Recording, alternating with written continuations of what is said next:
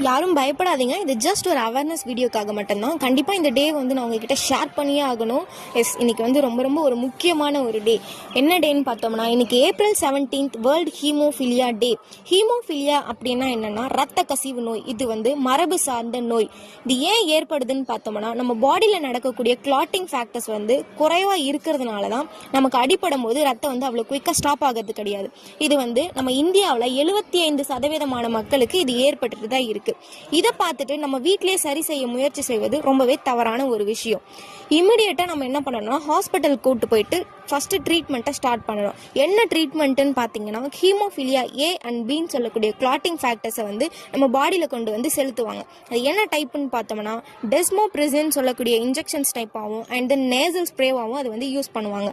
அப்போ நடக்கக்கூடிய சேஞ்சஸ் என்னன்னு பார்த்தீங்கன்னா, கிளாட்டிங் ஃபேக்டர்ஸோட அளவை வந்து இன்க்ரீஸ் பண்ணுறதுக்கு ரொம்பவே ஹெல்ப்ஃபுல்லாக இருக்கும். கிளாட்டிங் ஃபேக்டர்ஸ் இன்க்ரீஸ் ஆகணுன்னே என்ன ஆகும்னு பார்த்தீங்கன்னா, நமக்கு அடிப்பட்ட இடத்துல பிளட் வந்து ஸ்டாப் ஆகும் அண்ட் காயமும் வந்து சீக்கிரமாக சரியாகிறத நம்ம பார்க்கலாம். இந்த வீடியோ உங்களுக்கு பிடிச்சிருந்தா மறக்காம ஷேர் பண்ணி விடுங்க. உங்களோட கருத்து என்னன்றது மறக்காம கமெண்ட்ல சொல்லிட்டு நம்மளோட பேஜை ஃபாலோ பண்ணிக்கோங்க. Thank you, by all. டெஸ்மோப்ரிசின்